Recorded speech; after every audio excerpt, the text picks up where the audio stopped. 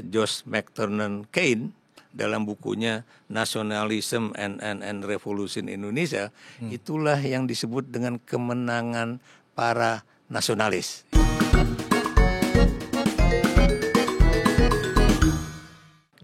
Merdeka. Kita berjumpa lagi di podcast Nusantara. Kalau kita membayangkan 17 Agustus 1945, seringkali kita membayangkan tentang detik-detik proklamasi, naskah proklamasi, dan juga para pemuda yang ada di sana. Tapi yang kita tidak lupa atau kadang-kadang kita berpikir tentang hal yang lebih mendalam, bagaimana situasi pada saat itu. Karena kita tidak punya pemerintahan, kita tidak punya lembaga, apa yang terjadi pada masa itu. Dan hari ini kami ingin menggali lebih dalam situasi politik pada saat kemerdekaan Republik Indonesia, detik-detik itu, tahun-tahun itu. Hadir bersama kita sosok yang tidak asing lagi, Profesor Dr. Ikrar Nusa Bakti. Selamat datang di studio, Prof. Terima kasih sudah diundang ke Dai Jadi, TV. Prof sekarang, Ya. Prof Saya sekarang bidang politik. tenaga profesional bidang politik di Lemhanas. Anas, Republik Indonesia. Ya. Sebelumnya saya duta besar Besar RI untuk Tunisia. Prof, Ya. tadi saya selalu berpikir, ya urusan menyelamatkan atau memastikan proklamator membaca atau menyampaikan ya, mengumandangkan itu memang sesuatu yang sering kali kita dengar pada saat 17. Tapi kan saya membayangkan juga pada saat itu bagaimana situasi politik pada saat itu. Kita nggak punya lembaga, kita nggak punya sistem pemerintahan juga kita belum jelas. Apa yang terjadi pada saat itu dan apa yang kita bisa tangkap pada momen-momen itu pada saat kemudian kita merdeka. Karena yang saya tahu itu nggak selesai tanggal 17 itu, bahkan diproklamirkannya ada yang baru sampai 2 bulan, 3 bulan di pulau-pulau seberang. Seperti apa, Prof? Ya, kalau kita lihat ya, itu kan proklamasi kemerdekaan 17 Agustus itu sendiri kan bukan suatu yang dipersiapkan secara matang dengan jangka waktu yang cukup lama ya. Sebab kita tahu begitu Jepang jatuh ya pada 15 Agustus 1945 itu kan kemudian pemuda-pemuda itu dalam tanda kutip menculik ya Bung Karno dan Bung Hatta ke Rengas Dengklok gitu kan. Intinya agar cepat dilaksanakan proklamasi kemerdekaan Republik Indonesia. Kenapa demikian? Ya karena mereka juga tidak ingin bahwa seakan-akan kemerdekaan Indonesia itu diberi oleh Jepang gitu kan. Di dalam ketentaraan Jepang itu sendiri, kalau yang darat ingin tetap pokoknya sebelum ada pernyataan dari pemerintah Jepang itu belum sah gitu kan. Sementara kalau yang laut kan kayak Laksamana Maeda gitu kan, memberikan kesempatan. Itu kan naskah proklamasi disiapkan di rumahnya Laksamana Maeda ya, yang sekarang masih menjadi museum proklamasi. Bagaimana soal pemerintahan itu juga sebetulnya tidak sulit-sulit amat. Biar bagaimanapun kita kan menjalankan pemerintahan dari apa yang pernah dilaksanakan oleh pemerintah Belanda ya. Saya beri contoh misalnya dalam pemerintahan yang terkait pemerintahan daerah gitu kan. Itu kan ada government, kemudian juga biar bagaimanapun itu kan juga pemerintahan indirect rule dari pemerintah kolonial kepada masyarakat pribumi kan. Jadi yang memerintah kan juga orang-orang Indonesia juga. Artinya sistem pemerintahan hari ini diwariskan oleh Belanda, tapi Jepang tidak mewariskan sistem pemerintahan, lebih kepada semangatnya karena 3,5 tahun tadi. Kalau saya lihat ada juga sistem pemerintahan yang diwariskan oleh Jepang ya. Saya beri contoh misalnya bagaimana soal RT RW dan sebagainya ya, bahwa rukun tetangga, rukun warga itu juga bukan sistem politik Eropa atau sistem politik Barat gitu kan. Sebab kalau Anda lihat tuh ya kayak di Australia aja tuh kan tidak ada pemerintahan semacam itu gitu kan. Kalau lahirnya partai-partai, Prof? Ya. Seperti apa pada masa itu? Anda tahu ya, partai politik itu jauh lahir sebelum Indonesia merdeka ya. Misalnya Indise Partai. Itu kan istilahnya tuh Kebangkitan Nasional 08 itu. Dan Anda lihat ya 1927 ketika Bung Karno masih berumur 26 tahun, dia kemudian mendirikan apa yang disebut dengan Partai Nasional Indonesia, ya. Ya. Dan kalau Anda tanya juga partai politik mana juga ya yang juga dipengaruhi oleh kolonial, itu Masumi.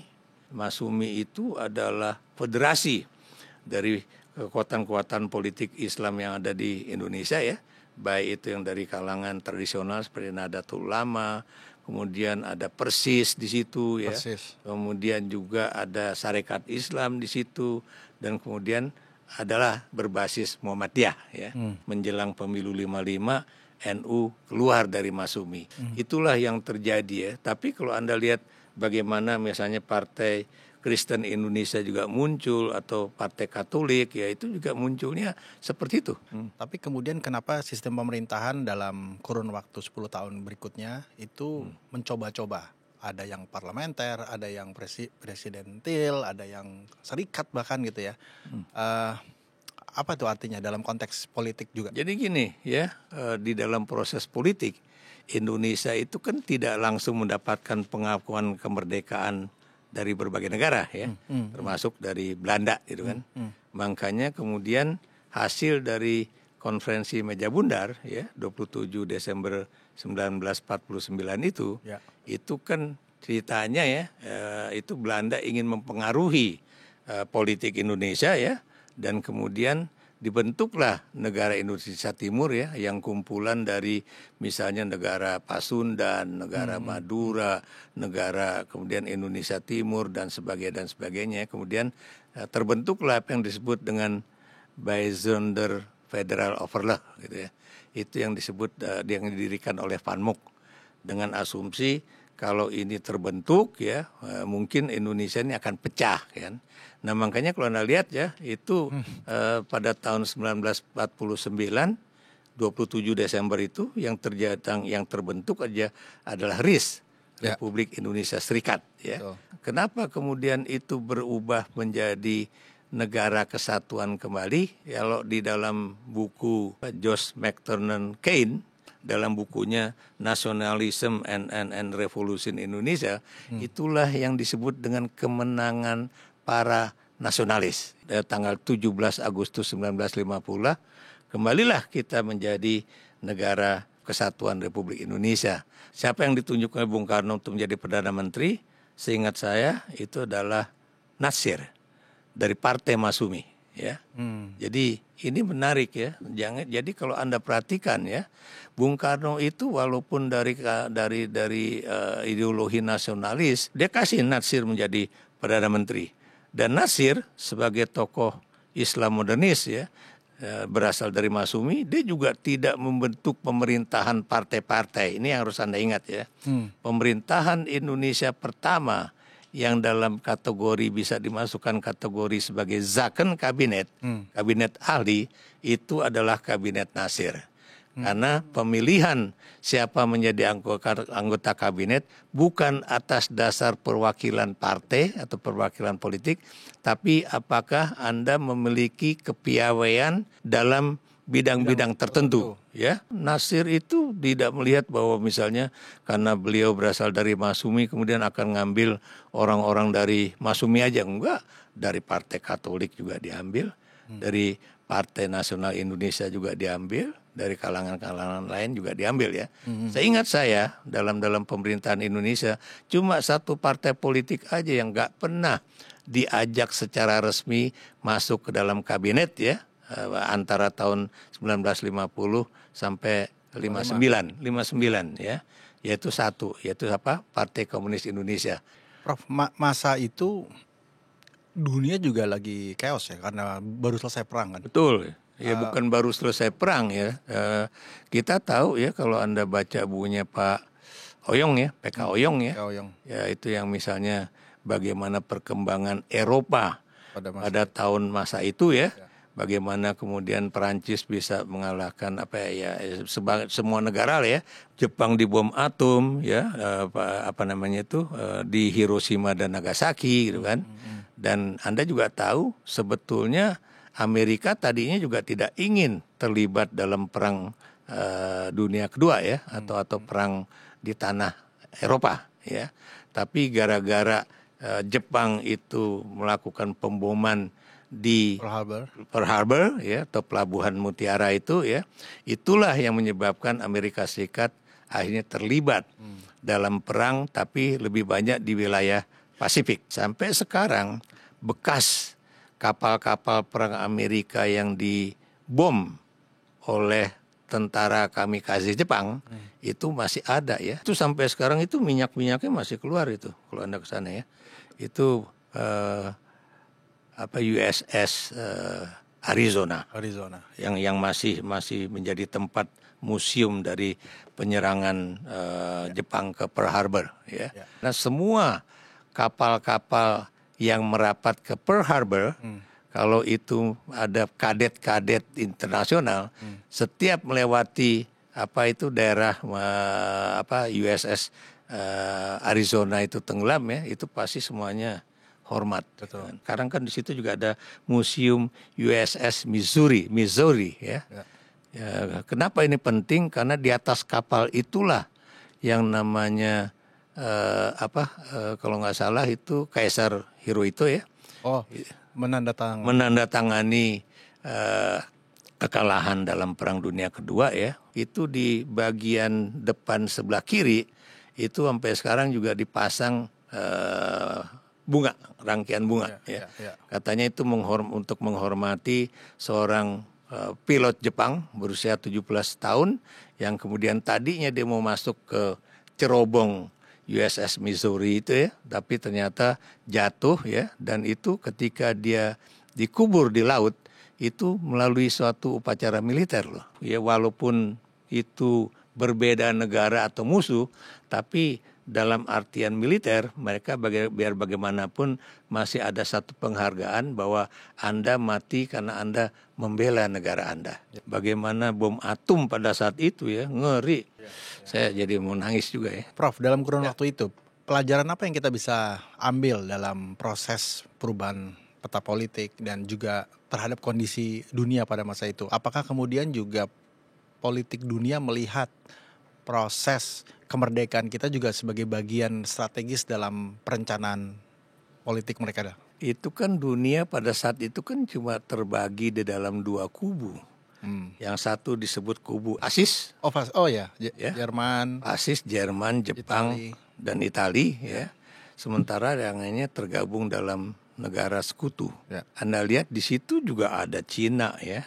Dan Anda tahu akibat dari penyerangan aksi polisional ataupun militer yang kedua itu terjadilah perubahan pandangan orang Barat bahwa ini tampaknya Indonesia ini nggak seperti yang kita lihat menjadi milik Belanda, apalagi ketika Nika masuk ke Indonesia melalui atau membonceng masuknya tentara-tentara sekutu. Itu kan tadi dipikirkan pemerintahan sipil biasa, nggak taunya loh kok melakukan serangan militer pertama, kedua gitu kan.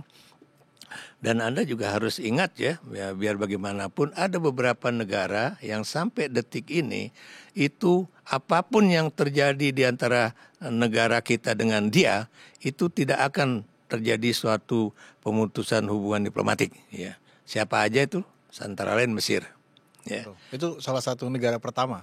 Betul, salah satu negara pertama. Yang kedua India. Ya. Kenapa? Karena biar bagaimanapun India itu bukan cuma menyatu dengan Indonesia dan Yugoslavia dalam mendirikan gerakan non-blok. Ya. Tapi India juga adalah suatu negara yang kemudian mengadakan Kongres Sosialis Internasional di New Delhi ya, yang kemudian menjadikan negara India itu adalah pendukung kemerdekaan Indonesia. Yang ketiga itu adalah Australia. Di Australia pada saat itu pemerintahan buruh lah yang sedang berkuasa ya. Perdana Menterinya itu Joseph Benedict Shipley. Itu the true believer of Labour Party lah gitu.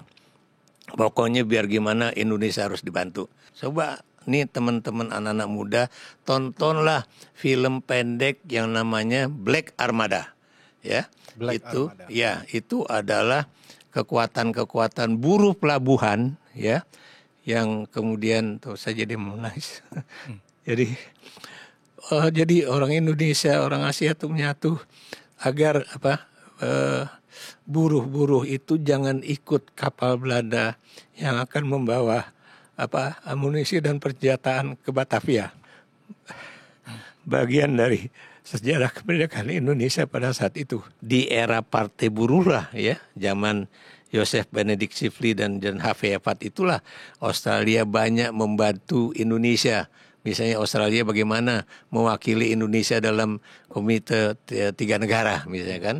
Dan Belanda kan diwakili oleh Amerika Serikat ya. Dan oleh Australia, Indonesia sejak awal ketika Colombo Plan atau rencana Colombo itu dibuat adalah negara yang jadi penerima bantuan luar negeri Australia dalam bidang pendidikan.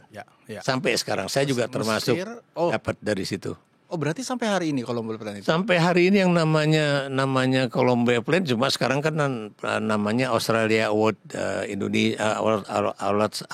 Australia Award Scholarship atau dulu pernah juga disebut Australia Award for Indonesia atau kemudian pernah waktu zaman saya namanya ADEP ya, Australia Development Assistance Bureau atau kemudian Australia International Development Assistance Bureau. Yang tidak kalah menarik adalah peran pemuda. Karena pemuda ini selalu ada di setiap bagian sejarah. Nah, bagaimana peran pemuda pada masa itu atau pasca kemerdekaan dalam kaitannya dengan politik? Dan apa yang Prof lihat juga tarik sampai ke sini? Bagaimana kemudian peran pemuda menjadi bagian sentral dalam pembangunan pemerintahan kita? Ya, kita tidak bisa mengatakan pemuda itu adalah suatu yang homogen. Ya. Indonesia atau pemuda Indonesia pada masa itu juga boleh dikatakan terbagi atas beberapa kelompok. Saya beri contoh, ya. Tadi saya katakan saya bicara mengenai Budi Utomo. Itu adalah kelompok intelektual pemuda Indonesia yang belajar di Batavia, Batavia. Dia baik yang itu di Fakultas Hukum ataupun kedokteran. Dan kemudian kita juga lihat ya, waktu saya mewawancarain rektor kami dulu ya, Pak Mahar Marjono, beliau pada saat itu masih menjadi mahasiswa Fakultas Kedokteran UI misalnya kan. Pada era kemerdekaan dia itu ikut dalam perjuangan ya, bukan cuma ketika melakukan operasi-operasi yang kesehatan di Jakarta saja ya, tapi juga bahkan dia juga kalau nggak salah dia juga pernah ikut sampai ke Bali gitu kan. Ini pemuda-pemuda kedokteran ya, dan Anda juga jangan lupa ya, salah satu rumah yang dipakai oleh para mahasiswa kedokteran ya atau para elit pemuda yang pinter itu adalah rumah di Keramat Raya yang kemudian menjadi tempat bagi gedung Sumpah Pemuda ya. Dan Anda juga ingat ya, 1928 coba Anda bayangkan ya, ketika negara Indonesia belum terbentuk, mereka sudah membentuk apa yang disebut dengan bangsa Indonesia pada Kongres Pemuda pertama dan kedua ya. Jadi Anda lihat ya, pemudalah yang membangun kesadaran menjadi Indonesia. Itu satu. Itu yang dari kalangan intelektual. Dari kalangan pemuda itu kan ada juga pemuda bambu runcing ya. Ada pemuda yang kemudian direkrut oleh Belanda maupun Jepang untuk membangun jaringan kereta api atau era Romusa di zaman Jepang misalkan. Kemudian juga ada juga ya pemuda-pemuda yang lain yang kemudian juga bergerak dalam bidang politik. Mereka bisa menyatu ya. Termasuk juga misalnya orang-orang seperti Daan Mogot ya. Ya, yang meninggal pada usia 17 atau 18 tahun itu. Beserta pamannya Pak Prabowo ya, Subianto ya. Itu kan makanya Prabowo kan nama Subiantonya kan bukan dari Pak Cum atau Sumirto Joyo Hadikusumo. Harusnya kalau nama anak tuh kan pakai nama keluarga ya, keluarganya ya Joyo Hadikusumo kan gitu kan. Tapi Prabowo tuh menggunakan Subianto. Karena itu adalah nama pawannya ya yang menjadi idola dia. Itu adalah salah satu pemuda yang meninggal dalam peristiwa bagaimana kita bisa merebut senjata dan amunisi Proses serah terima waktu itu ya. Waktu itu ya, tapi terjadi miskomunikasi, akhirnya terjadi seperti itu. Dan itulah pemuda. Jadi pemuda juga Anda ingat ya, itu juga ada kalangan intelektual yang tidak bersekolah di dalam negeri ya, tapi kemudian juga ke negeri Belanda, termasuk Hatta misalnya kan. Jadi yang kemudian membentuk Persatuan Indonesia. Itulah makanya saya katakan sama mahasiswa saya, kalau kamu ingin aktif di politik, masuklah ketika Anda masih jadi pemuda, gitu kan. Kenapa demikian? Karena itulah proses yang disebut dengan pendidikan politik, pengalaman politik, sampai kemudian dia bisa menjadi politisi yang handal. Ilmu itu berkembang kenapa? Karena ada tese, menimbulkan sintese, menimbulkan antitese, dan kemudian sintese. Sintese itu menjadi suatu tesa baru ya, dan begitu seterusnya. Keinginan pembuktian atau keingintahuan atau curiosity itu penting. Kalau politisi tadi saya katakan pada era demokrasi parlementer itu terikat oleh aturan-aturan konstitusi ya, atau kemudian bagaimana walaupun Anda berbeda ideologi dengan saya, tapi kita bisa duduk bareng-bareng. Kita bisa memikirkan Indonesia bareng-bareng gitu kan. Jangan kemudian terpecah belah oleh bahwa Anda ideologinya ini, Anda partainya ini, atau Anda etiknya ini dan sebagainya. Itulah yang harus kita bangun ya. Dan untuk membangun Indonesia ke depan, saya nggak mengatakan Indonesia emas ya, karena buat saya batasan untuk kemajuan Indonesia bukan cuma sampai usia 100 tahun Indonesia merdeka ya 2045, tapi bagaimana menjadikan anak-anak Indonesia ini memiliki suatu kompetisi pengalaman yang baik ya, dan kemudian cekatan untuk misalnya bisa atau mampu berkompetisi dengan orang-orang dari negara lain ya, agar Indonesia ini benar-benar mampu mendayung di antara berbagai karang untuk menjadikan Indonesia itu sebagai negara yang bisa dipandang lah oleh internasional ya, khususnya di wilayah Asia Tenggara. Baik. Profesor Dr. Ikrar Nusa Bakti. Terima kasih banyak Prof atas kedalamannya. Sama-sama. Terima kasih diundang. Senang sekali. Mudah-mudahan ini juga memberikan kedalaman bagi kita untuk melihat, dan tadi kalimat Prof ya, bareng-bareng untuk kemudian membangun negeri ini menjadi semakin baik dan semakin bermakna bagi kawasan dan juga bagi dunia. Sampai di episode berikutnya, Anda bisa menyaksikan tayangan ulang kami di YouTube channel dengan nama Podcast Nusantara, dan Anda bisa unduh atau download tayangan-tayangan inspiratif lainnya di DAI Plus. Podcast Nusantara, hidupkan cinta Indonesia.